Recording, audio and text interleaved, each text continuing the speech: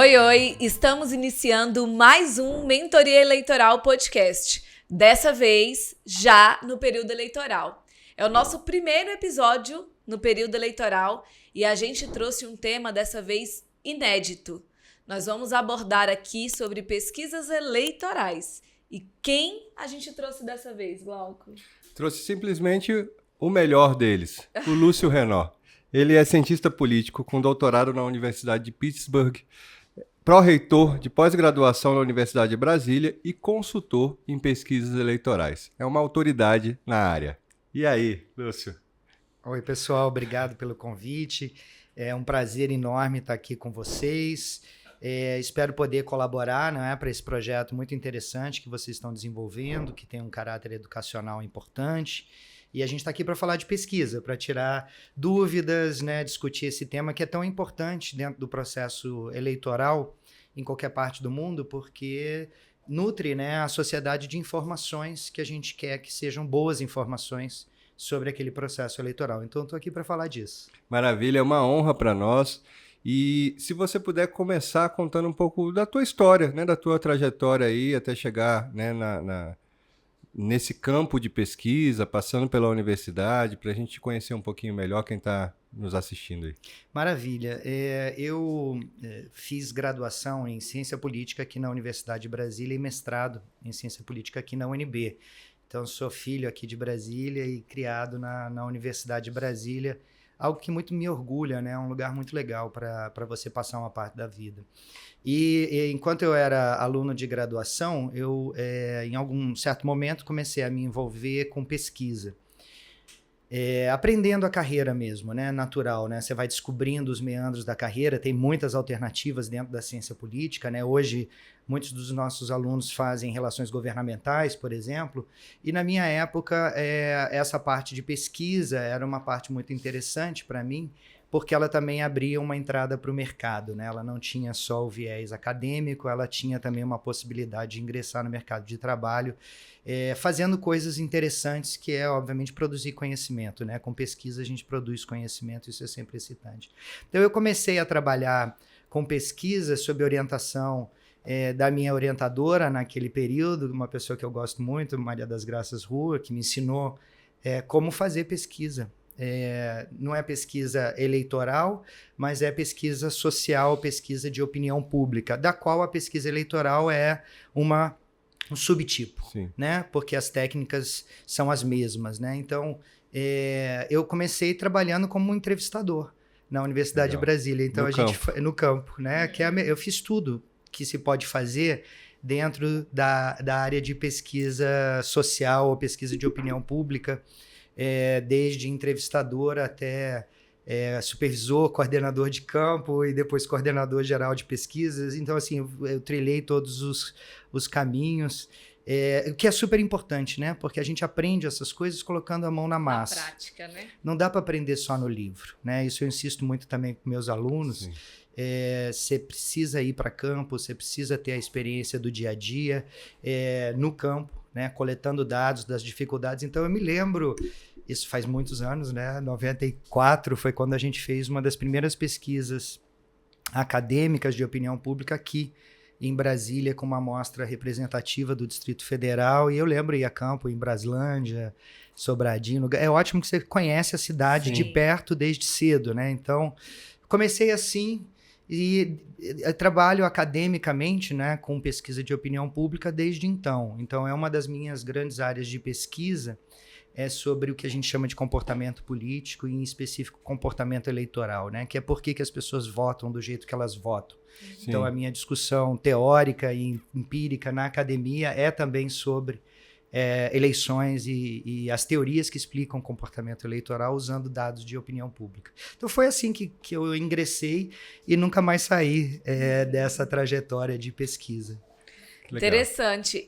Para a gente começar, como a gente está lidando aqui com um público variado, a gente tem assessores, a gente tem já candidatos, queria que se falasse um pouco sobre a importância das pesquisas para o processo eleitoral e a diferença também, porque muita gente ouve pesquisa quali, pesquisa quant, e não sabe exatamente o que é e como funciona. Você pode começar explicando um pouquinho para a gente sobre isso? Claro, é uma ótima pergunta e é importante da gente falar desses detalhes aqui hoje para tirar essas dúvidas, né? Esclarecer. As pesquisas eleitorais, como eu disse, elas são um subtipo de pesquisas de opinião pública que usam diferentes metodologias para saber o quê? Para aprender como as pessoas pensam, tá? Pesquisa de opinião pública é uma investigação na cabeça do cidadão, da cidadã, do eleitor, da eleitora, no caso da pesquisa eleitoral. E aí você tem diversas técnicas de pesquisa para obter informações com essa nossa fonte, que é uma fonte humana, né? Se a gente quer saber o que as pessoas pensam, nós temos que conversar com as pessoas para saber como elas pensam sobre as coisas. Não é a única fonte, por exemplo, que a gente pode usar. Tem dados eleitorais, não tem do TSE que a gente pode usar, sim, tem dados de texto escrito que a gente pode usar, são fontes diferentes de dados, mas uma muito importante, né, nesse tipo de pesquisa é o indivíduo, a pessoa que vai tomar uma decisão em algum momento e a gente quer saber como é que essa decisão é tomada, o que afeta essa decisão. Então, as pesquisas eleitorais servem para isso, para a gente desvendar a percepção das pessoas, né? As visões que as pessoas têm sobre política. Então, tem técnicas diferentes para fazer isso. Uma diferenciação grande, básica, é sobre pesquisa quantitativa e pesquisa qualitativa. Isso tem dois aspectos que são importantes da gente entender, que são um pouquinho mais técnicos, se vocês me permitem, né? Por favor. Um é a forma em que a gente pergunta as coisas, o questionário, o tipo de questionário que a gente tem. E o outro é a amostra, com quantas pessoas nós vamos falar e que população essas pessoas representam. Então, a amostra é uma parcela pequena de uma população maior, mas a partir dessa pequena parte da população, a gente consegue entender o que a população toda pensa. Okay? Então, isso é a amostra aí, população, vamos dizer. Então, no Distrito Federal, a população eleitoral, né? São os eleitores, as pessoas que votam, 16 anos para cima, certamente 18 para cima, que residem no Distrito Federal. Essa é a nossa população de uma pesquisa eleitoral. Uma amostra é uma parcela dessa população. É importante ter diversidade nessa amostra? Importantíssimo, tá? Ela, para ser representativa, sim, da população, tem vários critérios científicos e matemáticos que têm que ser observados. Não vamos falar disso, senão o nosso público começa a dormir, né? Começa a dormir daqui a pouco, né? Melhor mas não. Mas é importante eles saberem que nessa saber. amostra tem perfis diferentes das pessoas. Tem que ter. E tem que representar o território todo, tem que ter uma distribuição proporcional para gênero, né, para idade, para renda, porque senão essa amostra não é representativa, sim, da população. Então, isso é importante saber para avaliar o que eu acho que é muito importante que a gente enfatize hoje, que é a qualidade do dado. Sim. É melhor não ter pesquisa do que ter pesquisa ruim. Pesquisa ruim é aquela que tem alguma distorção. Seja na amostra, eu não tenho uma representação da população, seja na forma como eu estou fazendo a pergunta que direciona a resposta. Sim. Isso não serve para nada. Isso só engana o cliente, vamos dizer assim, quem está contratando a pesquisa ou quem quer ter aquela informação sobre a pesquisa. Então é fundamental entender que pesquisa eleitoral é um exercício científico. É um exercício de ciências sociais, de ciência política. Sim. Então, você tem que se prestar atenção nisso, tá? Então, como eu ia dizendo, a gente tem dois grandes tipos, né, vamos dizer, de pesquisas, quantitativas e qualitativas. Quantitativas são aquelas que nós respondemos um questionário. A pessoa bate na nossa porta ou nos telefona com um questionário com perguntas que já tem as alternativas de resposta definidas, e aí você tenta captar essa tendência geral da população. Para pesquisas quantitativas, é importante ter amostras que são representativas da população. Okay. Então, tem que ser amostras científicas grandes, uma amostra... Aí tem toda aquela discussão de margem de erro, sim, nível de confiança. Esses são critérios que nós adotamos como eu disse, de caráter científico, para a gente definir o tamanho de uma amostra representativa da população. No DF, a gente está falando de amostras de 1.000 pessoas, mais ou menos. É o que eu costumo trabalhar nas pesquisas que eu faço aqui. É algo que dá... Uma amostra de 1.000 pessoas tem credibilidade para você tomar decisões. E mais precisão, Sim. né? Porque quanto maior a amostra, mais precisa ela é. Menor a margem de erro. A margem de erro, aquele 2 pontos a mais para cá, 2 pontos a menos, é a precisão daquele número que a gente está tirando. Então, vamos dizer, esse número é uma média da população. Quantas pessoas vão votar no candidato X? 20%. Com 2 para baixo, 2 para cima. Uma amostra de 1.000 pessoas tem uma margem de erro de aproximadamente 3 pontos percentuais. Então, ela dá um intervalo para você que vai te dizer, olha, a votação está entre isso e isso. Sim. Ok? Perfeito. Quanto maior a amostra, menor esse intervalo, mais precisa a pesquisa. Tá? Esse é um dos aspectos do cálculo do tamanho da amostra. Okay? Então, para uma pesquisa quantitativa, a gente quer amostras grandes. Sim. E a gente vai usar um questionário que é fácil de ser aplicado, porque ele já traz o enunciado né, da pergunta e traz as alternativas de resposta. Isso é importante porque é padronizado. Aí você pode juntar todas as informações, certo? Sim. De todo mundo que respondeu, porque todo mundo respondeu da mesma forma. É Sim. comparável. Então é por isso que eu consigo tirar uma média da população quando eu tenho uma amostra representativa e um questionário que a gente chama estruturado nesse caso, porque tem as perguntas e as respostas já dadas, ok? Essa é a Quant. É a que a gente vê no Jornal Nacional o tempo todo. Sim. Sem querer fazer propaganda para nenhum jornal. Já fazendo. Eu não ganho cachê nenhum, tá? Mas assim, é o que a gente vê nos jornais, aquela corrida dos Sim. candidatos. Né? Os americanos chamam isso de horse race, corrida de cavalo. Né? Você vai acompanhando o desempenho. Sim. E é super importante como uma informação para o eleitor sobre quem tem chance e quem não tem chance. Lúcio, né? Depois eu queria falar da Quali. Antes de chegar na Quali. Perfeito. É porque, assim, eu te vejo falando, e para mim isso é tão importante, tão central, né, numa campanha. A gente está acostumado a ser contratado para fazer estratégias de campanha, e muitas vezes o cliente acha que a gente é adivinho, né? É um mago que vai chegar lá e com uma solução mágica, né? E às vezes a gente pergunta para o cliente, tá, e você fez pesquisa? Você vai fazer? Não vou, quero que você me diga o que eu tenho que fazer, vai. Não tem, né? não tem mágica. A gente trabalha em cima de dados. E para quem vai utilizar pesquisas, nós estamos dentro do período eleitoral, né? Então é importante esses esclarecimentos. Qual é a frequência de uma quant razoável para um candidato a prefeito, por exemplo? Ele para ter uma segurança dos passos que ele está tomando e se a estratégia que ele está adotando vai dar certo ou não, a partir do que você falou, de quanto em quanto tempo você recomenda que ele faça uma quant até as eleições? Perfeito. Vamos lembrar uma coisa antes, um passinho atrás. Dentro da quant, a gente tem uma coisa que chama tracking. Também, sim. Tá? O tracking é uma pesquisa quantitativa que a gente faz com amostras menores, mas a gente faz todos os dias durante a campanha, tá? Ou durante um período da campanha. E o tracking é interessante porque ele é muito ágil. A gente faz uma pergunta só, ou 2 no máximo, em quem você vai votar, ou se teve algum evento importante, se ficou sabendo daquele evento na campanha, porque ele faz o acompanhamento diário, tá? Da campanha. E aí, legal, como a gente faz um número menor de entrevistas por dia, a gente faz uma média móvel, a gente agrega 2 ou 3 dias de aplicação. Então, a gente tem uma linha do dia, tá? Então, o tracking é quantitativo, rápido e importante para medir, aferir a variação muito rápida, né? Sim. Da intenção de voto. E o formato é o mesmo ou por telefone? Pode ser feita, aí a gente entra em outra questão que é importante a gente discutir daqui a pouco, que é a modalidade. Face a face, telefone ou internet, hoje em dia auto-administrado. No passado isso era por correio. Sim. Hoje você pode fazer por internet ou no WhatsApp.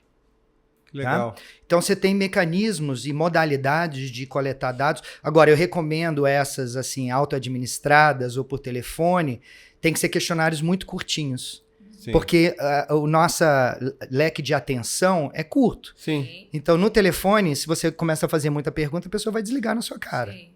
e nem vai atender. Depois eu posso falar disso. Eu ia falar, As pesquisas, geral, eu acho que as pessoas- pesquisas por telefone hoje em dia no Brasil, elas têm sofrido muito, de certa maneira, com essa tendência das pessoas simplesmente não aceitarem Porque elas tão ligações achando que é- de números que- desconhecidos. exatamente, que elas estão achando que eu, alguém da eu acho que Vivo eu tá entro Claro nisso daqui a ligando pouco. pra elas. Se a gente puder fazer face a face, ou um cobrador, né? Que é pior ainda, né? Eu não atendo. Nunca. O telefone hoje em dia eu acho que é cada vez menos confiável para fazer Sim. pesquisas representativas. Para fazer uma sequência acompanhando um grupo específico, até dá. Sim. Mas eu, se puder optar, eu prefiro fazer face a face. Tá? Até porque nos dá uma margem para aplicação de questionário mais ampla. Mas o tracking a gente pode fazer no telefone. Essa do dia a dia, Sim. a gente já consegue amostragens e faz uma rotatividade dos números significativa que a gente consegue fazer por telefone. Então eu te diria o seguinte, para responder a sua pergunta sobre a parte quantitativa. É legal, é interessante fazer uma pesquisa eleitoral mais extensa, com um questionário mais extenso, porque lembra, a pesquisa ela não mede só a intenção de voto. Ela mede como as pessoas pensam sobre os temas da cidade, sobre os problemas da cidade, sobre as discussões correntes, sobre as percepções do que está na imprensa. Então você pode fazer um questionário mais extenso para entender o quê? Avaliação de governo, que é muito importante em pesquisa eleitoral para prefeito, né? Se você tem um prefeito muito bem avaliado, você sabe que as chances de reeleição desse prefeito muito bem avaliado são grandes. E aí você organiza a sua estratégia como opositor a partir disso. Sim. Você consegue definir o seu objetivo naquela eleição, que pode às vezes não ser ganhar a eleição. Não é realista imaginar que você vai conseguir ganhar uma eleição quando você tem um candidato que tem uma intenção de voto ou uma avaliação de governo, no caso de uma campanha de reeleição, muito grande. Mas você pode usar aquilo para firmar seu nome, né? Aquela campanha, para firmar suas posições sobre temas, certo? Então tem diferentes estratégias. Eu recomendo o seguinte, uma pesquisa de opinião pública com uma amostra representativa daquela população, daquele território, e um questionário mais extenso. Antes do começo da campanha, tá? Certo. Antes do começo da campanha. Faz uma grande ali, tá? Com um questionário grande, pra gente entender os detalhes de como as pessoas pensam. Né? Isso. E a partir disso, isso nos ajuda a definir, por exemplo, a própria retórica que vai ser usada na campanha. Os temas que serão tratados na campanha. Então, ele nos dá um indicativo de como a população está pensando de forma geral sobre questões importantes. E aí, o desenho do questionário, que é um outro elemento aqui que eu queria destacar, que afeta muito a qualidade do dado. Então, um é a amostra. Né? Você tem que ter uma amostra para pesquisa quanti representativa. Quali é diferente, eu vou falar um pouco daqui a pouco. Para quanti tem que ser representativa da população. E o questionário tem que ser de uma maneira que siga... Hoje a gente já tem um conjunto de conhecimento científico sobre desenho do questionário, para que ele não distorça as respostas, tá? Para que as perguntas e as respostas permitam que a gente consiga captar o que as pessoas de fato pensam, que é o que a gente quer. Legal. Então você tem que ter muito cuidado no desenho do questionário para não induzir resposta. Resposta induzida é informação ruim. Não vai te ajudar em quase nada. É se auto-enganar, né? É se auto-enganar, exatamente. E afeta a confiabilidade da pesquisa, né? Que é um tema importante, eu acho, para a gente discutir também hoje, né? Então você tem que, para ter bom dado, para ter uma pesquisa confiável, para isso, pesquisa confiável, dado de qualidade. Você tem que ter cuidados no desenho do questionário, como é que você faz as perguntas e quem que você faz as perguntas, certo? Então isso é importante. Então eu diria, uma pesquisa grande, quanti, para começar o planejamento estratégico da campanha, o planejamento de comunicação da campanha, a mobilização, onde são os locais da cidade que a pessoa está mais forte ou está mais fraca. Você vai saber isso com uma quanti, com uma amostra grande. Tá? Em que locais as pessoas pensam mais como candidato sobre temas importantes para esse candidato. No município você faz por bairro, por exemplo. Você faz por bairro, você pode organizar, ou por regiões, depende do tamanho da amostra, tá? Às vezes são muitos bairros, não dá para falar que aquela amostra é representativa daquele bairro. Mas aí você agrega um pouco mais por regiões que tenham semelhanças. Sim. Tá? Então tem desenhos de amostragem que vão te permitir fazer essas afirmações, né, científicas mais confiáveis sobre subamostras daquela população, divisões territoriais. Então uma grande no começo eu acho importante, tá? Fundamental, eu diria. Sim. E o tracking eu acho fundamental também. Aí o tracking é dia a dia na campanha. Sim. Porque aí você vai medindo o pulso da população, né, que é basicamente isso que você faz num tracking, diariamente, para saber como a população está se comportando às ações que o candidato faz. Então é uma avaliação, inclusive, da implementação da estratégia Sim. de campanha, né? O Tá candidato dando certo ou não. ou não. Exatamente. Isso é importante. E se você não tem essa informação, você simplesmente não sabe. Você É, tá joga jogando no Né? escuro. É isso que você Isso aí. falou. É. É isso que você falou, Glauco. Você Você vai estar Mas- querendo E no- fazendo E mágica. nos 15 dias finais? Eu é acho, aí é importante? que eu ia concluir. Eu Sim. acho que sim, tá? Não é, na meu ver, indispensável. Ela pode ser dispensada, é nesse sentido. Sim. Não é indispensável, tá certo. Porque você já tem essas informações e você já tem o track, tá?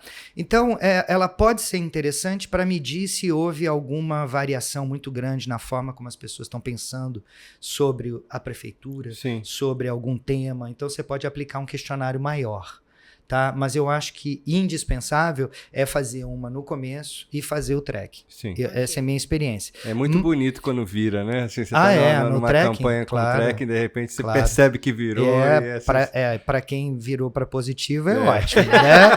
Para quem virou para negativo é Entendeu? desesperador, né? E eu já vi as duas coisas. Então, mas é absolutamente fundamental. Sim.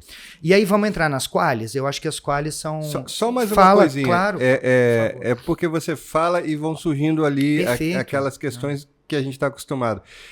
Para a gente que trabalha com eleições, com campanhas eleitorais, uma pesquisa confiável é uma ferramenta poderosa, né? É isso. Se eu tiver uma pesquisa induzida, eu vou Vai traçar te uma, induzir. vai me induzir a traçar uma estratégia que possivelmente vai ser equivocada. Sem dúvida. Porém, no interior, sobretudo, né, é muito comum o uso de pesquisa como um elemento de convencimento da Sim. população. Então, você já deve ter cansado de assistir esse tipo de situação, em que o candidato paga um jornal para publicar uma pesquisa em que, em tese, ele está melhor, para dar a sensação de força, de viabilidade, e com isso induzir o eleitorado, pelo menos na cabeça dele. E o card é um foguetinho, Um foguetinho, o homem disparou, O homem disparou. o dado dele lá Já em tá cima tudo do certo. adversário. Já tem um modelo, né? É isso. E tem a música, o homem disparou, É. disparou. E eu fico bom, Claro. primeiro eu fico um pouco admirado de ter institutos que se prestam a isso, porque, na verdade, a partir disso aí, você já não tem mais confiabilidade no instituto para nada. Mas é comum, não Sem é? dúvida. Esse tipo Sem de dúvida. utilização ou manipulação de dados, não só a divulgação de dados corretos, mas a indução de dados equivocados para, em tese, induzir o eleitorado. Sem dúvida isso ocorre. E isso é parte de estratégia política. Sim. É parte de planejamento, né, político. Né? O candidato pode não ter a nomeação e pode usar uma pesquisa, né, para conseguir essa nomeação.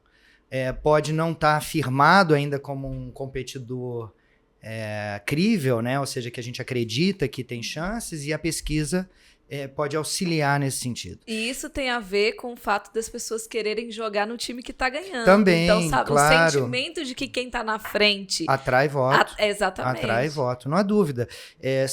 Notícias boas são sempre notícias boas, né? Elas Sim. sempre ajudam, né? Sim. No processo, qualquer processo da vida, obviamente que no processo eleitoral ainda mais, né? Porque tão competitivo como é no Brasil, e de fato aqui o nível de competição é muito elevado.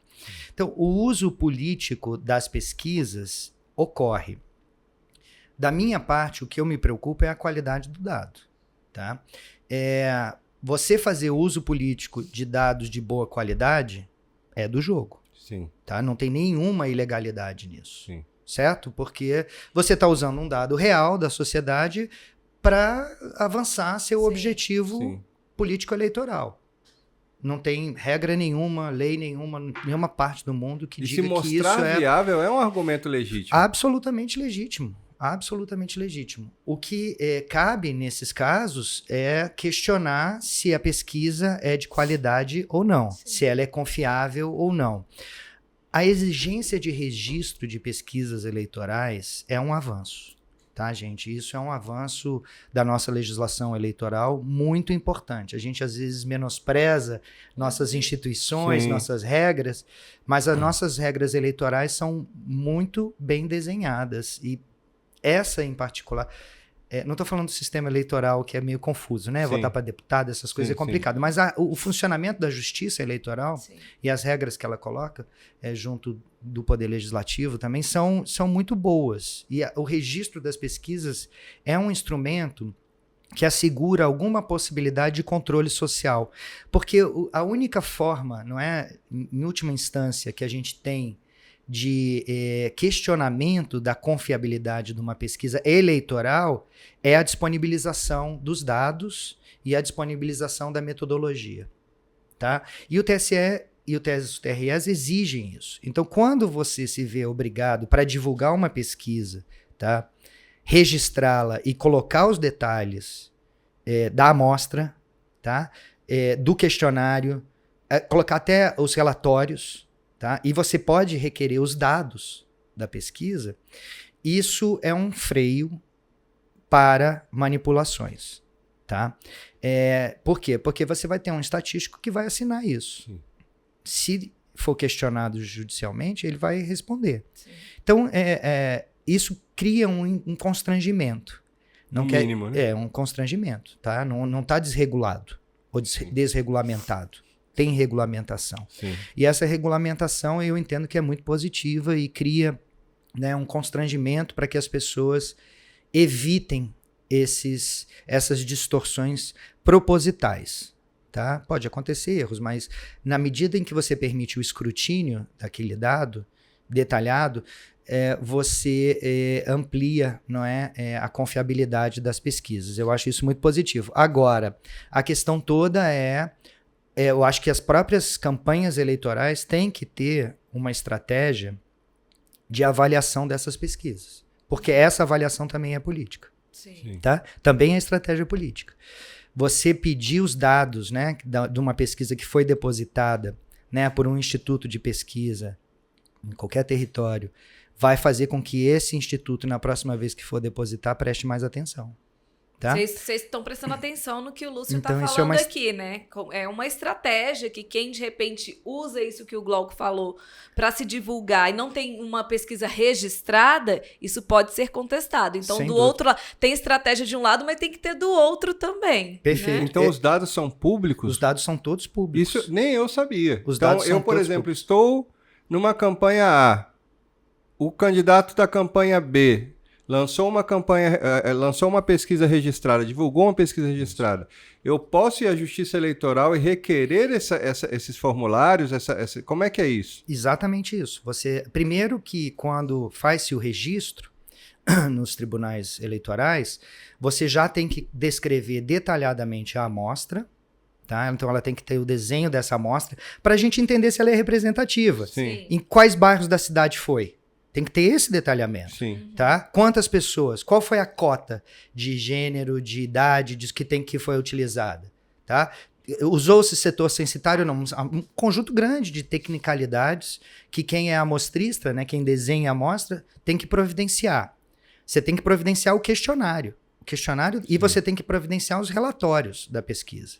Tá? Tudo isso já tem que estar depositado. É acesso público. Você pode requerer os dados. Adicionalmente. Os dados você não precisa depositar. A planilha, Sim. vamos dizer, com os dados quantitativos das entrevistas. Você não precisa depositar isso no site. Mas você, como um adversário, né, um competidor, ou a sociedade civil, ou uma pessoa individual, pode requerer o dado.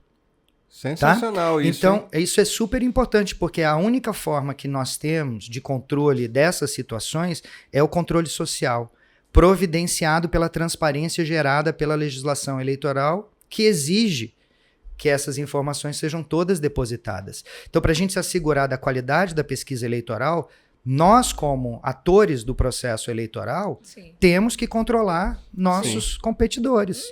Tá? Perfeito. É parte da estratégia. Se eu vou usar uma pesquisa para alavancar minha campanha, não é para fortalecer minha campanha, eu tenho que divulgar esses dados, metadados, vamos chamar assim, da pesquisa, né? Essas informações, da coleta das informações. Mas eu sou obrigado também, em sendo requerido isso, a disponibilizar o dado. Tá, gente? Então isso é muito importante para a gente assegurar que não haja manipulação, né, dos dados, que são os dados péssimos, ruins. Sim. Só servem um propósito, às vezes, né, escuso de viabilizar uma campanha com mentiras. Porque isso é viabilizar uma campanha com mentiras. Quando você usa dado manipulado, dado distorcido da realidade, ruim da realidade. Por isso que a boa pesquisa eleitoral é uma pesquisa que coleta bons dados, uma boa amostra, um bom questionário, transparência absoluta no método, porque assim é que você assegura confiabilidade para tocar naquele tema, né, que a gente falou. Chegou a hora da quali. Vamos lá.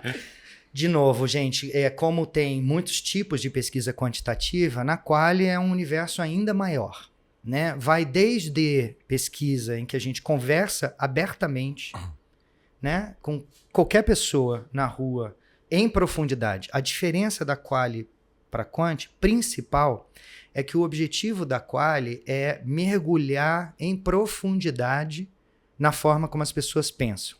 A quant quer pegar a tendência geral, a média, a porcentagem. São perguntas mais superficiais, vamos dizer assim, né? Mais fáceis de serem respondidas. Objetivas, né? Simples de compreensão, que não são para a pessoa ficar quebrando a cabeça.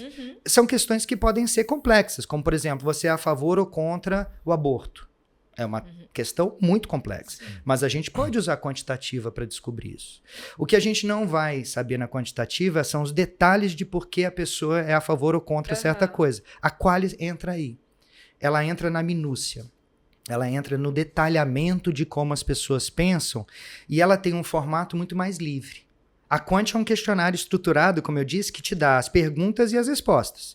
E todo mundo vai responder igual. A quali, isso varia. Os questionários não são estruturados. Você pode ter um roteiro com as perguntas, mas você não tem as alternativas de resposta. Porque você quer exatamente descobrir espontaneamente o que está na cabeça das pessoas. Então, a quali capta o pensamento espontâneo. O que está lá, como a pessoa pensa sobre aquilo. E te permite explorar isso detalhadamente. Então, uma entrevista aprofundada com um eleitor... Basta um eleitor, um grupo, aí a amostra não é tão importante em número. Porque a pesquisa quali é tão mais detalhada, ela pode levar horas para ser realizada. Sim. Né? Porque você é uma conversa. Sim. Você vai gravando, você vai registrando, né? Tudo isso tem que ter autorização expressa das pessoas que fazem pesquisa, né, que estão participando da pesquisa por questões éticas, mas é sempre... Você nunca vai identificar ninguém numa pesquisa eleitoral, então tem... resguardos, inclusive, normativos para quem faz esse tipo de pesquisa poder fazer. E aí você anota isso, ou grava o que a pessoa está falando e analisa aquilo como se fosse um texto, posteriormente. Aí você mergulha dentro da cabeça das pessoas. Qual é o tipo de pesquisa qualitativa mais comum em campanhas eleitorais? É o grupo focal. Tá? O grupo focal é como se fosse uma entrevista com um grupo de pessoas, um conjunto de pessoas. Esse tá? conjunto de pessoas tem que ser como? Qual? Depende do que você quer fazer. Tá? Mas, vamos dizer, é importante que se tenha... que não se faça apenas um grupo, tá? Que se faça grupo com perfis sociais diferentes. Se você é um candidato que está querendo trabalhar com público jovem, né? Vamos dizer, eu sou um candidato que apela para uma temática jovem.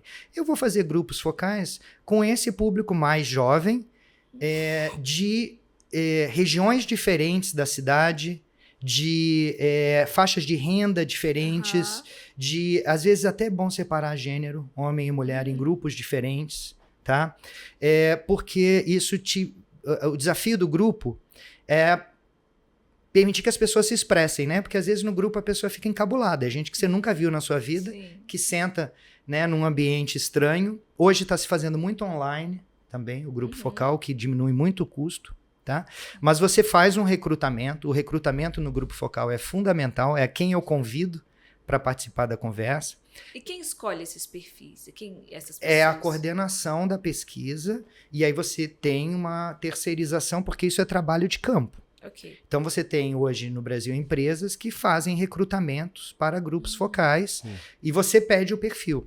E depois as pessoas te dão os dados, os detalhes e você aprova ou não. Entendi. Tá? Então isso é baseado numa amostra da população também. Aí você vai e pincela, pega algumas pessoas mais ou menos ao acaso dentro dos perfis que você estabelece.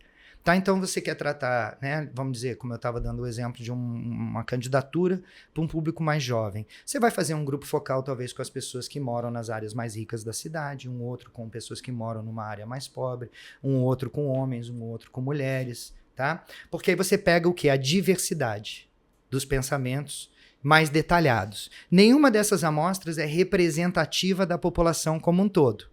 Isso é importante, isso é diferente da Quant. Por isso que a Quant é importante, porque a Quant vai te dar, é o único tipo de pesquisa que te dá uma informação que é confiável para toda aquela população. Sim. A Quali não te dá isso. O objetivo da Quali é complementar suas ideias, é detalhar suas ideias. Então, te dá argumentos. Então é importante conciliar Quant e Quali.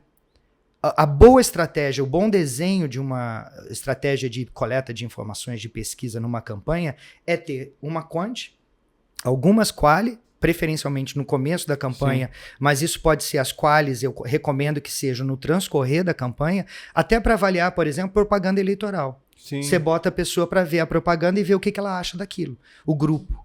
Tá? Então é importante a quali para ir ajustando a estratégia, casado com o tracking. Tá? Então esse desenho de um projeto de pesquisa, né, para uma campanha eleitoral concilia Quant e Quali, porque Quant tem algumas vantagens e algumas desvantagens. Quali tem algumas vantagens e algumas desvantagens. Então, só mais um exemplo concreto, né? Você identifica que a saúde é um problema grave naquele município. Mas o que da saúde é um problema grave? A Quant, ela já não vai conseguir detalhar tudo isso. A gente tenta. São as filas, é a espera, é o atendimento. Mas na Quali, você consegue detalhar a visão da população sobre aquilo. E isso te traz ideias para rechear o seu projeto de governo, a sua retórica de campanha, a sua estratégia de comunicação. Tá? Então, a Quali é fundamental para nutrir, vamos dizer, a campanha de ideias detalhadas, né, daquela realidade. Né? Isso, ela funciona para isso. Então, o casamento, né, do Quant e Quali em modalidades diferentes é fundamental numa pesquisa para você ter um nível, vamos dizer, informacional que vai te ajudar no planejamento. Para a gente que desenha estratégia de campanha, a Quali é o céu. Né? Assim, quando você tem uma Quali, você modula o tom de voz, você calibra, né, como falar. Às vezes no detalhe do detalhe que faz toda a diferença. Eu nunca esqueço uma história uma vez que eu vi numa palestra de um amigo, que na área comercial a mãe dele vendia livros para crianças, né? Pra como educar crianças. E aí tinha um título de um livro que era algo como assim, como tratar o mau comportamento do seu filho, né? E ele estava empoeirado, não vendia. Na hora que eles fizeram uma Quali, eles descobriram que ninguém fala mau comportamento. Os pais falam birra. E na hora que eles trocaram o título para birra, aquilo explodiu. Né? Então, às vezes, é um detalhe que faz toda a diferença. Né? Às vezes você sabe que é saúde, mas a maneira como você vai falar sobre saúde não é exatamente como o público compreende, inclusive com os termos que ele usa. E saber isso é muito poderoso. Porém, Lúcio, eu escuto um mantra de todo candidato quando se fala em Quali.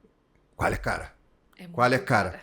Quali é muito cara. Quali é muito cara? É muito diferente o preço de uma Quant para uma Quali? Como é que é isso? Não, a Quali é mais barata. Pelo menos da forma como eu trabalho, né? Porque, veja, é uma amostra menor. Você não precisa um número tão exagerado de grupos focais, tá? Depende aí, obviamente, do território que você está cobrindo, da intensidade dessa campanha. Mas, veja, realizar um grupo focal é muito mais barato do que realizar uma pesquisa quantitativa. Né? Numa pesquisa quantitativa, você tem que mobilizar pessoas para irem para o território, né? Tem transporte, alimentação, inúmeras coisas, né? Que as pessoas, quando você faz face a face, que eu acho que é o mais recomendável. Sim. Tá? Que era aquela coisa que a gente estava falando, né? Você pode fazer por telefone? Pode. Você diminui o custo? Diminui. Da quanti. Tá? Mas hoje em dia eu me preocupo com essas amostragens por telefone, tá? Porque acabam sendo sempre talvez as mesmas pessoas que respondem, e aí elas já não são representativas da população, porque elas já estão expostas a questionários e sei lá o que, isso altera a forma como a pessoa olha para a política. São pessoas mais propensas a atender o telefone, então de repente tem um perfil sociodemográfico diferente, tá? Então eu acho que hoje em dia, para se ter um dado de melhor qualidade, principalmente para um questionário mais longo, é importante fazer face a face, exceto o tracking. O tracking eu acredito que, como é uma pergunta só e a gente vai fazendo isso numa flutuação, vendo a média no tempo, é razoável fazer com uma pesquisa telefônica, tá? Mas em geral, na minha experiência, aqui no Distrito Federal pelo menos assim, o custo da quali acaba sendo menor por unidade, tá? Agora você precisa ter algumas quali. Então isso faz com que, porque o valor é cobrado por um grupo focal. Eu estou chamando quali, mas eu estou me referindo ao grupo focal, tá? Que é o que é normalmente utilizado. Então você precisa fazer alguns grupos focais. Aí isso pode encarecer o processo todo de coleta de informações qualitativas, tá? Mas eu não vejo uma diferença tão grande de preço. E eu acho que outra coisa que ocorre cada vez mais é a utilização de ferramentas remotas para a realização dos grupos focais. Então você não precisa mais juntar as pessoas. Isso encarecia a quali. Sim. Tá? Isso encarecia bastante a quali, porque na verdade, talvez nessa modalidade, isso que você está falando faz sentido, tá? Elas ficam mais caras porque você tem que pagar algo para a pessoa vir, né? Você tem que prover alimentação, você tem que ter um espaço. Quando você passa a fazer as qualis de maneira remota, esses custos diminuem significativamente. Tem algumas desvantagens? Tem, mas tem vantagem também. A pessoa está dentro da casa dela, né, no espaço confortável, se sente menos ameaçada por estar num lugar estranho, artificial, tá? Com gente que eu não conheço do meu lado, sabe? Então, tem vantagens também de fazer o grupo focal online. E uma grande é que é muito mais barato. Então eu estou pensando muito no preço, viu? Nessa modalidade, que é a que eu tenho feito. A gente fez muita pesquisa durante a pandemia, né? Que aí sim tinha que ser por telefone e aí sim tinha que ser remota. Tá? Mas na modalidade online, você ainda preserva a abordagem coletiva ou ela é individual? Não, preserva. Tá todo mundo numa sala virtual, com as câmeras abertas. E aí o papel do moderador ou da moderadora é o mesmo, né? Você coloca as perguntas e você mobiliza as pessoas para se manifestarem, para que não se haja aí uma concentração da fala em poucas pessoas, porque isso acontece, né? Eu, por exemplo, falo demais, né? Vocês já repararam, eu não paro de falar. Então tem gente que é assim, fala muito, e aí num grupo focal, pô, se eu me chamarem para o grupo focal, só eu vou conversar. Então, assim, o moderador, a moderadora tem que ter esse jogo de cintura, vamos dizer, essa habilidade para fazer todo mundo se manifestar e ouvir todo mundo. Não tem problema nenhum em fazer isso numa sala virtual, com as pessoas ali presentes. Às vezes fica até melhor, porque distancia um pouco, não fica tão agressivo, às vezes, porque às vezes o grupo focal pode enviesar para questões de discussão entre as pessoas, que são interessantes também, mas geram problemas para o dado que você está coletando. Então tem vantagens. Acho importante também, Lúcio, falar dessa ciência que é moderar um grupo focal, porque existe, né, uma série de especulações, né? A quali é geralmente uma coisa tida como mais prime, né? Inclusive com essa sensação de que ela é mais cara. E, por exemplo, eu já ouvi de muitos candidatos, mas na quali um influencia o outro, né? Acaba que um ali é mais alfa e os outros seguem ali como uma opinião dominante. Já ouvi também de que, mas aí você dá lanche pro cara, traz o cara, paga o cara, e aí a tendência é que ele elogie tudo, afinal ele, né, tá se sentindo prestigiado ali tá sendo entrevistado. Mas não é bem assim, não é, Lúcio? Tem ciência, tudo isso já está no radar de quem mexe com isso e sabe como modular esse tipo de coisa, né? Sem dúvida, não é? Você tem técnicas, né? Isso tudo que eu repeti essa palavra várias vezes porque tudo isso são técnicas de pesquisa, né? De coleta de informações que, para serem científicas, tem que seguir um script, um roteiro, né? Que assegura o quê? Assegura a imparcialidade do processo, né?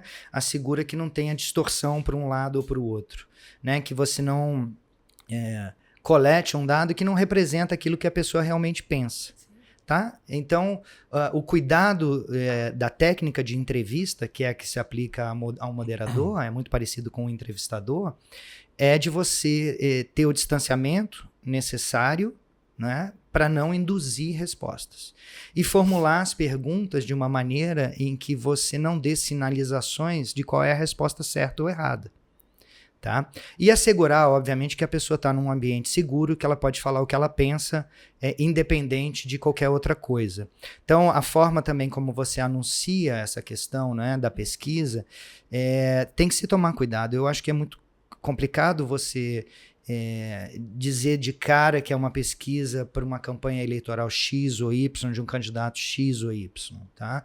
Eu acho que é justo você se identificar, e é honesto se identificar como um pesquisador de um instituto que está fazendo uma pesquisa eleitoral. Sim. Tá? Mas não para não precisa, não precisa, né? tá? Eu acho que isso não fere nenhum princípio ético, tá? Porque tem os contratos, né, com os contratos até informais, que podem até ser escritos entre participantes, né, para assegurar os direitos de ética de pesquisa, né? Sim. Que é o seguinte: eu não vou identificar essa pessoa, eu não vou constrangê-la, participação é voluntária, tudo isso tem que ser assegurado para criar um ambiente em que os sujeitos da pesquisa, né, os entrevistados no caso, se sintam à vontade para dizer o que pensam. Porque é isso que a gente quer na pesquisa. Sim. Né? Qualquer outra coisa é ou manipulação política proposital, né, ou erro.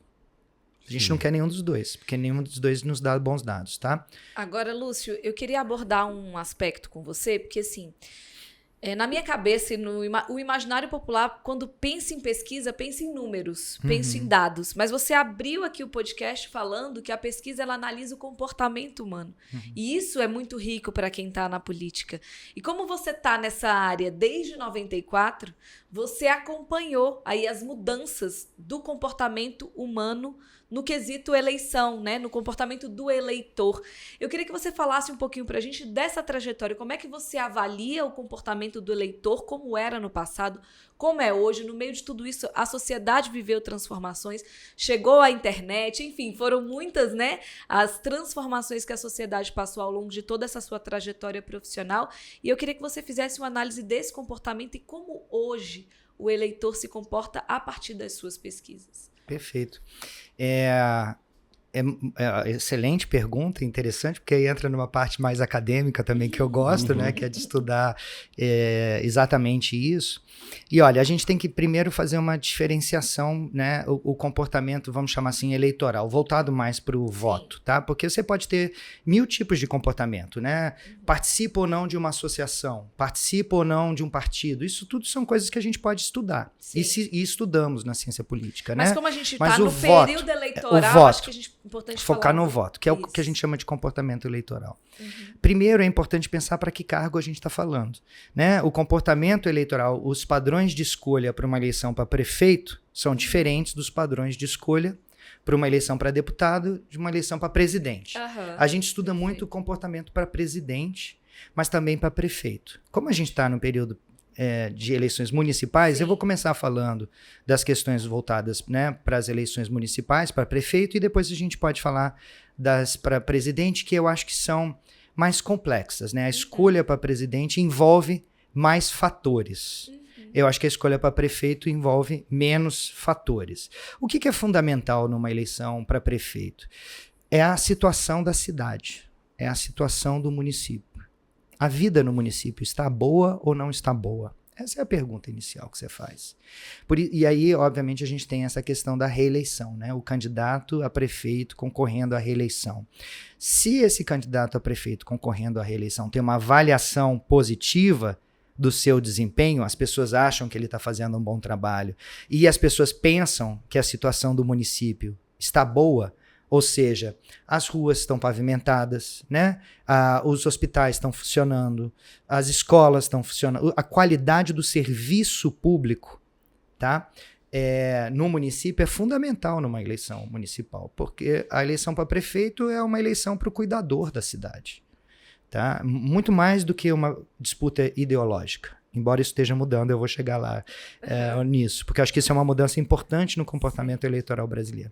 Mas numa eleição municipal, conta muito a situação de vida concreta daquela pessoa na rua, no bairro e na cidade. Tá? E aí é isso que eu disse, olha, um prefeito à reeleição bem avaliado, com as pessoas felizes na cidade com o que elas têm de serviços, é imbatível, é praticamente imbatível. E aí as outras candidaturas precisam se organizar estrategicamente em torno disso para entenderem quais seus propósitos, né? Um candidato a prefeito hoje pode ser um candidato a deputado estadual ou federal amanhã. Então você vai cravar seu nome e vinculá-lo a um tema que é importante, que a população pensa naquela cidade que é importante, Sim. certo? A Quali vai te ajudar nisso, a Quant vai te ajudar a identificar isso. E aí você vai firmando o seu nome durante a campanha, por exemplo. Mas eu acho que o comportamento eleitoral brasileiro nas eleições municipais é voltado para os problemas concretos do dia a dia. Perfeito. Tá bom? E aí o desempenho de quem está no poder é fundamental. E aí o apoio, né? Se está indo bem ou se é candidato à reeleição é decisivo. Se está indo mal, a oposição tem mais chance. Tá? Perfeito. Então acho que é mais simples. Excelente.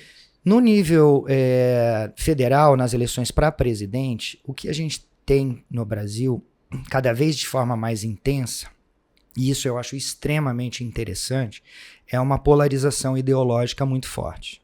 Não é que a população brasileira toda está polarizada, mas você tem claramente um grupo hoje que tem uma agenda mais conservadora de direita vinculada ao bolsonarismo, e você tem hoje no Brasil um público que tem uma agenda mais progressista de esquerda, liderada pelo PT e Lula, principalmente. Então, essa polarização, de certa forma, a gente pensa que isso sempre existiu no Brasil, né, com o PSDB e o PT Sim. antes, né?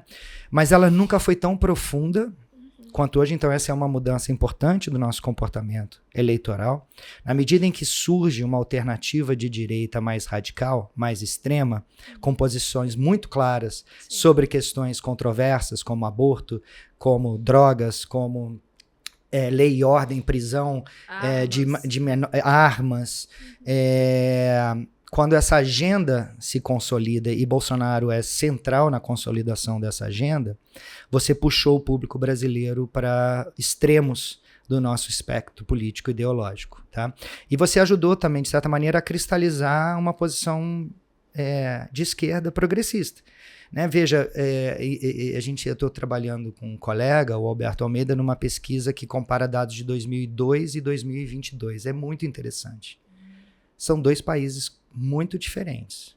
Tá? 20 anos. No passado, por exemplo, o que afetava muito era o voto econômico.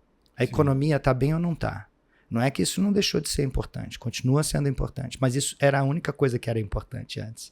A economia está indo bem ou não está indo bem? Como era uma eleição para prefeito, de certa maneira, né? A qualidade de vida tá boa ou não tá boa? Isso a gente chama de voto econômico, tá? Retrospectivo, porque é você olhando para trás e falar, esse governo fez alguma coisa boa para mim, fez alguma coisa boa para o país economicamente? Se fez, eu voto. Aborto não era um tema. Né? Drogas não eram um tema da população. Ela surgiu espontaneamente, às vezes, por exemplo, 2010, na campanha de 2010, com a discussão sobre aborto, né? E Marina se saiu muito bem nisso, porque evangélica se posicionou muito claramente contra, enquanto Serra e Dilma ficavam naquela indecisão de como se posicionar, porque ambos progressistas no tema, sabidamente, mas se entendiam, isso é importante a gente saber, a população brasileira majoritariamente é contrária à legalização do aborto, as pesquisas têm mostrado isso consistentemente, então é um tema que é muito favorável para a direita. Né, que a esquerda tem dificuldade de tratar, mas que hoje divide esquerda e direita, porque lá atrás não dividia tanto. A esquerda não era tão pró-aborto quanto ela é hoje, mais declaradamente. Tá? Então você tem um crescimento da polarização sobre temas políticos concretos que separam, apartam partes significativas da população brasileira, né? Como nós vimos na última eleição, uma população dividida ao meio entre Bolsonaro e Lula, né? Foi assim, com pouca chance de uma terceira via, né? Nas eleições gerais isso ficou muito claro, em 22. Mas você acha que isso não vai trazer reflexo agora para 24? Perfeito. Vamos voltar agora para municipal. Sim. Tá ótimo, a gente está na mesma linha aqui. Né? Esse crescimento da polarização nacional tem reflexo nas eleições para vereador. Então, para prefeito, né? As eleições municipais, desculpa. Vamos falar principalmente de prefeito, né? Que é o que chama mais atenção no caso. Esse elemento das eleições para prefeito, né? Que a tornam, de certa maneira, simples, que é quais são os problemas da cidade, como você... o que você propõe para isso, ou o que você já fez para resolvê-los, continua sendo absolutamente importante na maior parte dos 5.500 e poucos municípios brasileiros. 5.500 e muitos, né? Acho que são 5.560 municípios que a gente tem.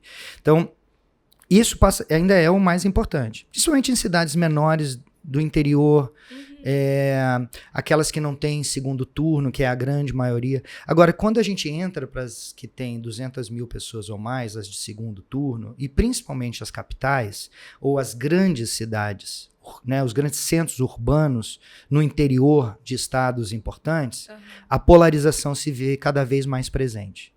Temas políticos, como posicionamento sobre esses temas, e identificação partidária, né, posicionamento ideológico, passam a ser cada vez mais relevantes na escolha das pessoas. Tá? Então, essa polarização nacional não é que ela vai ser dominante nas eleições para prefeito. Jamais.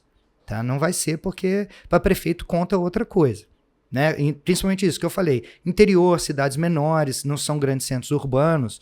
Esse debate não chega tanto assim. Eu acho que isso é importante para quem está nos assistindo, porque muitas perguntas chegam para nós assim, mas e aí, eu tenho que dizer, eu tenho que me posicionar, eu tenho... Depende, né? Se você não estiver, como o Lúcio está trazendo aqui, em grandes capitais em que esse debate de fato está se tornando central, mas ainda não é, talvez não há necessidade. Os problemas da cidade são muito mais centrais do que se você é Lula ou Bolsonaro. Então é necessário ser feita uma análise do seu território, para entender como as pessoas estão pensando, né, a respeito disso, se isso vai ser determinante ou não para a eleição. Perfeito. Essa análise tem que ser feita caso a caso. Né? Porque pode muito bem ser também, a gente está falando aqui desse padrão geral, né? Centro urbano, capital versus interior e centros menores, mas você pode ter cidades que são hiperpolarizadas e são pequenas. Né? Então, nessas cidades é possível que você tenha que tocar nesse assunto, que você tenha que se posicionar. Isso vai depender muito do caso a caso. Mas, no geral, o que a gente está vendo, inclusive, quando a gente olha as pesquisas de opinião pública que estão sendo divulgadas, não é? Nós vemos que em alguns locais essa polarização está presente. Tá? E aí, a polarização é um fenômeno complexo porque ela impõe condições. Né? Ela não impõe escolhas, ela impõe condições. Então, se você é vinculado a um campo, você é vinculado àquele campo. Você não tem o que escolher. Você vai ter que fazer um esforço, na verdade, para conquistar aquele eleitor, vamos dizer assim, não alinhado, não identificado fortemente com um dos polos. A gente fica parecendo cada vez mais Estados Unidos, né? Quando a gente para pensar na disputa de lá, republicanos e democratas, um republicano sabe que vai votar num republicano desde sempre. A escolha dele é, eu vou votar ou eu não vou votar. Né? O democrata, a mesma coisa. Quem oscila é esse eleitor do meio que não tem identificação partidária. Aqui no Brasil eu não falaria nem tanto em identificação partidária, mas em identificação ideológica ou personalista com um desses lados. Tá? A gente tem visto, Lúcio. Força, né? E aqui tem menos. São muitos, é mais pulverizado. Eu não descartaria completamente os partidos. Tá? Principalmente o PT, de um lado, ele tem uma força muito grande de identificação popular, e o PL está crescendo muito, porque se associa. Mas eu acho que o motivador principal no Brasil é a lealdade pessoal e ideológica, sobre temas políticos, sobre como eu me posiciono nesses temas. Isso é que é muito diferente no Brasil, porque agora não é só mais a avaliação da economia. Não é só mais a avaliação do desempenho do presidente, tá? É como é que eu penso sobre questões, tá?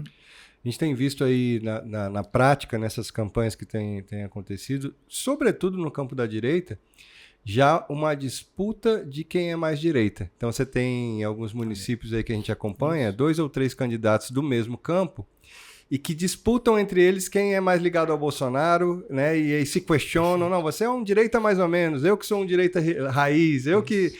ou seja, já existe um outro layer que uma vez delimitada essa polarização e esses campos opostos, quem é o herdeiro, né, desse espólio Sem dúvida. Ideológico aí.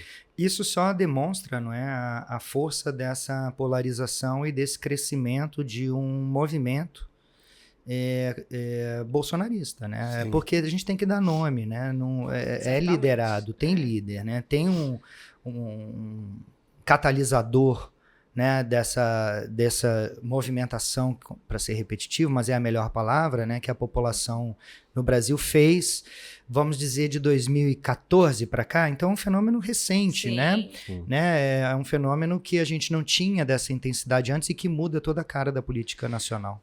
Inclusive eleições para vereador. O Glauco tá colocando aqui já o nosso ping-pong, porque inacreditavelmente, depois dessa aula aqui, já temos quase 1 hora de podcast. Mas, por favor, eu preciso fazer só uma pergunta. Claro. Eu preciso fazer, porque não tem como a gente receber o professor aqui e não tratar de um tema que foi em relação à confiabilidade dos institutos eleitorais em 2022, né? A gente viveu ali um momento complicado, eu considero, dessa questão da confiabilidade, porque os institutos sempre foram muito confiáveis, a população sempre, né, acreditou muito nos dados que eram divulgados.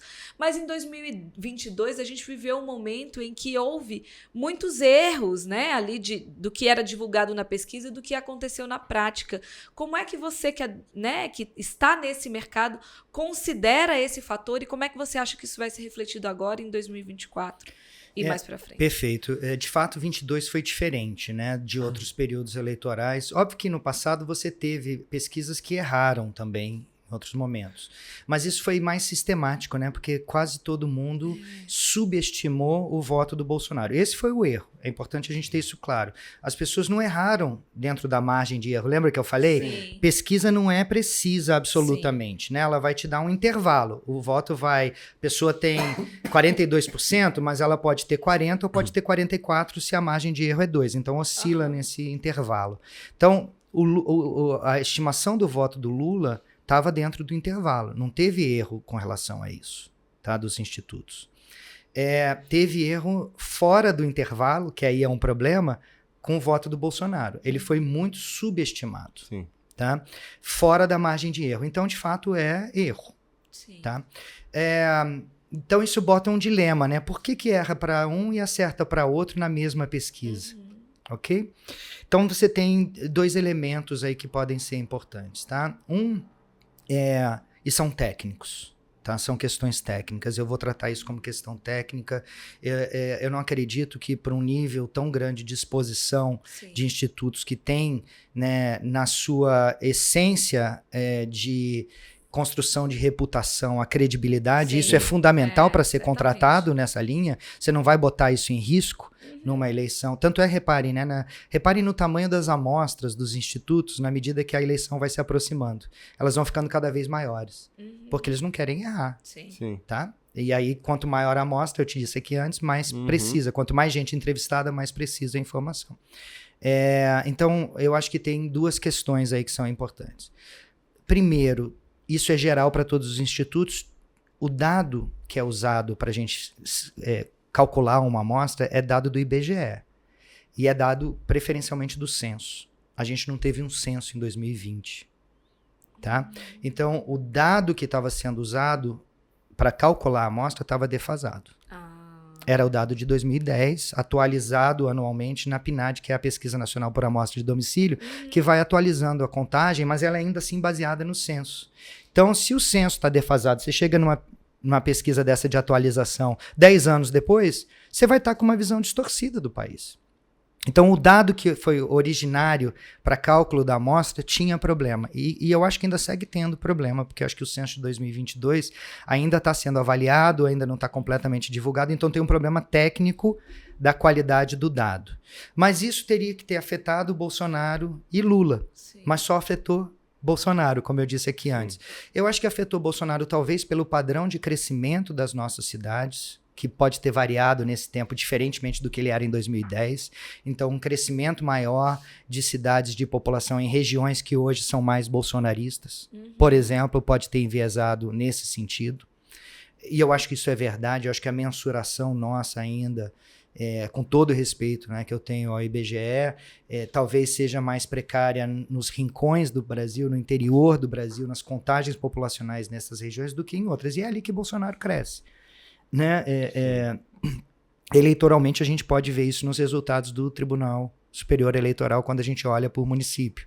Né? Bolsonaro tem uma votação muito expressiva no centro-oeste, né? No sul, no norte e no interior, né? Dessas regiões. E talvez os dados sobre isso não sejam os melhores, vamos dizer assim, para calcular a amostra. Sim. Então, aí já tem uma situação em que você subestima a população que apoia Bolsonaro. Certo? Sim. E a segunda coisa tem a ver, eu acho, com a própria retórica que o Bolsonaro criou de deslegitimação das instituições. Lembra? Ele fez isso muito no período. Falava que não era, o Datafolha não era, dava nome, né? Falava que os institutos não eram confiáveis, que não era para confiar naquelas pesquisas, que as pesquisas dele mostravam ele com resultados maiores e melhores do que estava sendo posto. E essa a falta de credibilidade, né, a perda de credibilidade dos institutos foi muito forte dentro do eleitorado bolsonarista. Então, eu tenho para mim, e aí eu não tenho informações precisas sobre isso, isso é uma especulação, uma hipótese, né, como a gente chama, de que o eleitor bolsonarista recusou mais a responder perguntas desses grandes institutos. Porque isso ocorre, né? Sim. As pessoas se recusam a responder. E eu acho que ali teve uma recusa ideológica. Tá, por parte desses eleitores, e aí você substitui aquele eleitor. E você substitui por um outro que não é idêntico a ele, é parecido, mas não é idêntico. Então, nesse processo continuado de substituição, respeitando cotas, ainda assim, num regime polarizado, faz diferença. Sim. Porque você troca um eleitor que é bolsonarista, que se recusa sistematicamente, por outro que não é. E aí o resultado sai como saiu. Vocês ouviram a aula do professor aqui, que não foi manipulação por si só, né? Não necessariamente foi uma manipulação. Excelente. Professor, você está com o tempo corrido, a gente precisa te liberar, mas antes a gente quer fazer o nosso quadro final, para finalizar aqui o nosso podcast, que é o ping-pong do Mentoria Eleitoral. Perfeito. Por favor, Glauco. Com uma palavra, se for possível. Impossível. Já não é possível. Tô brincando, vai. Política para você é? Caramba, que coisa difícil isso. Meu Deus do céu. É a minha carreira, né? A minha trajetória. É fundamental para a vida das pessoas. Você não vive sem fazer política. Eu não consigo fazer em uma palavra. Tudo bem, tá tudo bem. Um bom candidato precisa ser... honesto e competente. Legal. 2 palavras, foi melhor agora. Próximo eu consigo. O que não pode faltar para uma campanha vitoriosa? Dados e planejamento. As redes sociais são essenciais para... comunicação, divulgação de ideias. Campanha boa se faz com? Entusiasmo, né? Com energia, com vontade de ir para a rua. Muito obrigado, professor. Foi sensacional. Desculpa, gente, eu não consigo em uma palavra. Eu falei, eu avisei desde antes. É um ping-pong de mais palavras, tá tudo bem. Tá aceito. Professor, foi uma honra te receber aqui. De fato, era um assunto que a gente tinha muito interesse em trazer, porque a gente entende a relevância e a importância dessas ferramentas, né, dessa metodologia de ter uma pesquisa nas estratégias de comunicação, que é o nosso caso aqui, onde a gente atua. Então, foi uma honra te receber aqui. Muito obrigada. Queria que você deixasse as suas... Você tem redes sociais? Curte esse negócio? Como é? Se tiver e quiser fazer aqui a sua divulgação do seu trabalho, né, como consultor, enfim, fique à vontade aí, o espaço é seu. E se quiser falar aqui para a câmera... Eu que agradeço primeiro, né, o convite, foi um prazer estar aqui, a conversa foi excelente. Parabéns a vocês por trazerem esse tema, tá? Que é árido, que é difícil, mas que dá para ser tratado com leveza também, e eu espero que a gente tenha conseguido fazer isso. Eu uso um instrumento tecnológico muito famoso, conhecido, que é o e-mail. Alguém sabe o que é o e-mail ainda? Porque, olha, eu sou um desastre em redes. O meu e-mail pessoal é luciorenó7@gmail.com. Eu acho que a gente pode, depois vocês têm como escrever isso, sim, claro que sim. que aí fica mais fácil. Mas assim, usem o e-mail, tá, comigo. Maravilha. Muito obrigada. E vocês continuem aqui ligados conosco nesse período intenso que é o período eleitoral, não só aqui no YouTube, como também nas nossas redes. Diariamente a gente vai estar produzindo para ajudar vocês aí no período da campanha. Então, obrigada quem ficou até aqui conosco. Lembrem de nos seguir no @Mentoria Eleitoral. Até a próxima. E gratidão, professor. Obrigado. Obrigada, professor. Parabéns, Até gente. mais.